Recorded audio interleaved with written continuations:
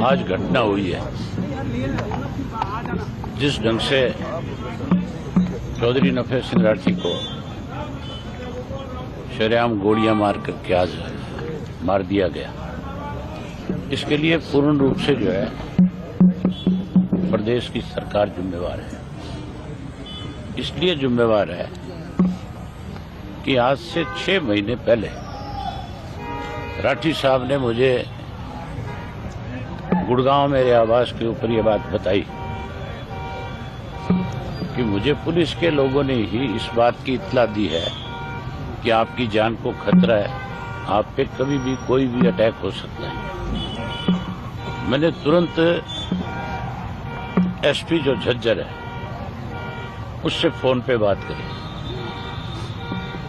और मैंने उनको इस बात के लिए आगाह किया कि आपके पुलिस डिपार्टमेंट के लोगों ने राठी साहब को ये जानकारी दी है और राठी साहब आपसे स्वयं आकर के मिल रहे हैं, लिखित में आपको देंगे और आप इनको सुरक्षा मुहैया कराओ और इस बात की आप अपनी पुलिस की जिम्मेवारी लगाओ कि ये थ्रेट इनको कैसे मिली और कौन लोग हैं इसके पीछे। जहां उन्होंने एसपी को लिखित रूप में दिया, वहीं होम मिनिस्टर को भी, चीफ मिनिस्टर को भी, आपके डीजी को भी और उसके इलावा जो सीआईडी का चीफ है उसको भी, होम सेक्रेटरी को भी, इनको भी लिखित रूप में दिया कि मुझे सुरक्षा मुहैया कराई जाए, मेरी जान को खतरा है। और मैंने भी स्वयं अनेक बार ये बात इन लोगों के साथ शेयर करी। राठी साहब कोई मामूली व्यक्ति नहीं थे, वो 2 दफा के विधायक थे, हमारी पार्टी के प्रदेश के अध्यक्ष थे और उसके साथ साथ जो एक्स एमएलए की एसोसिएशन है उसके अध्यक्ष थे। एक्स एमएलए ने भी मिलकर के चीफ मिनिस्टर को ये बात कही, बावजूद उसके उनको किसी प्रकार की कोई सुरक्षा मुहैया नहीं कराई गई और उन लोगों को सुरक्षा प्रदान करते रहे जो लोग लगातार इस थ्रेट में शामिल थे। आज हरियाणा प्रदेश में ऐसे लोगों के पास सुरक्षा है जिनके ऊपर संगीन अपराध के मामले दर्ज हैं, जो नशे के कारोबार में शामिल है, जो अपराधियों को पनाह देने में शामिल है। उन लोगों को तो सुरक्षा प्रदान कर रखी है और जिसको सुरक्षा की जरूरत है उसको सुरक्षा देने की बजाय मुख्यमंत्री ये बात शरेआम पब्लिकली ये बात कही कि मैं हरियाणा प्रदेश के आम व्यक्ति को, आम नागरिक को सुरक्षा प्रदान नहीं कर सकता। प्रदेश का मुख्यमंत्री अगर ये बात कहता है कि मैं सुरक्षा प्रदान नहीं कर सकता तो इसका मतलब जंगल का राज है, फिर तो कोई व्यक्ति सुरक्षित नहीं है। फिर तो मान के चलो इस किस्म के लोग कभी भी किसी के ऊपर घर में जाकर भी इस तरह की वारदात कर सकते हैं। मैं इसके लिए पूर्ण रूप से सरकार को दोषी मानता हूँ, मुख्यमंत्री को दोषी मानता हूँ, जिसकी ये जिम्मेवारी बनती है कि कोई व्यक्ति अगर सुरक्षा की मांग करता है, अगर आपको लिखित रूप में देता है, आप उसकी जांच कराओ। अगर उसको सुरक्षा की जरूरत नहीं है तो उसको लिख करके बताओ कि तुझे सुरक्षा की जरूरत नहीं है। अगर उसको सुरक्षा की जरूरत है तो उसको सुरक्षा मुहैया करानी चाहिए। मेरे अपने केस में जब मुझे थ्रेट आई थी, मेरे पीए ने जाकर के जब एफआईआर लॉन्च करा तो मुझे 1 दफ़ा तो सुरक्षा दी गई, फिर विड्रा कर ली गई और उसके बाद फिर मुझे हाई कोर्ट जाना पड़ा, हाई कोर्ट से फिर सुरक्षा दी गई।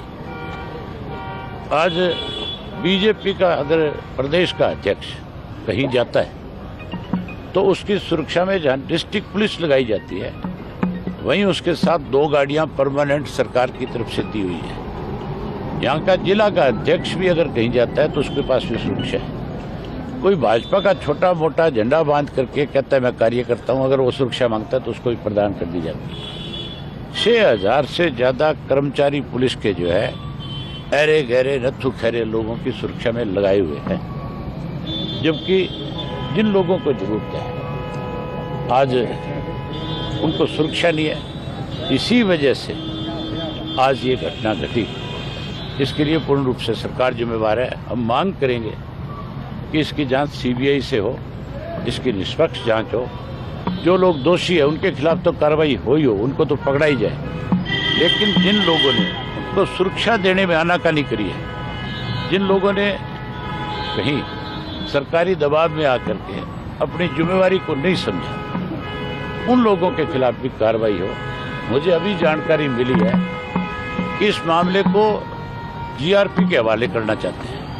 ये कोई रेल का एक्सीडेंट थोड़ा ही है, ये बाकायदा तौर पे हमला हुआ है और हमला करके मारा गया है।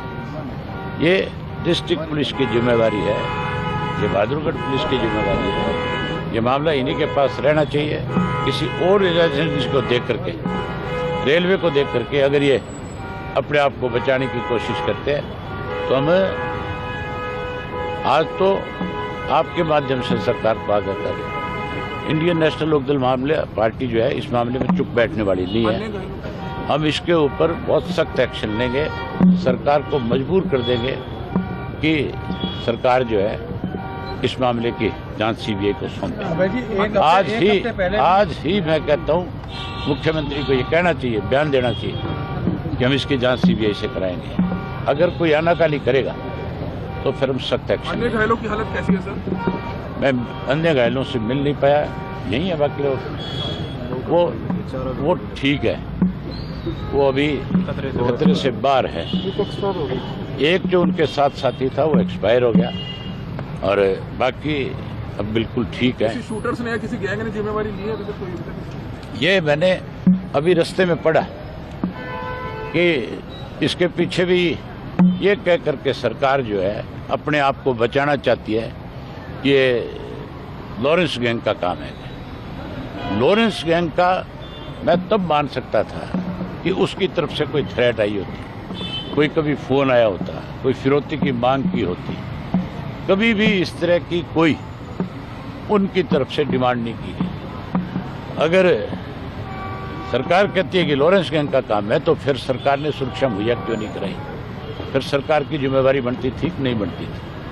फिर सुरक्षा देनी चाहिए थी। हैरानी की बात है तब सुरक्षा नहीं दी और अब मेरी ख्याल इतनी पुलिस फोर्स खड़ी कर देंगे कि जैसे पता नहीं सरकार कितनी बड़ी जिम्मेवारी अब ये ले रही है कि आगे से ऐसा नहीं होना चाहिए। सरकार लगे, मैं मानता हूँ कि इसमें पूर्ण रूप से सरकार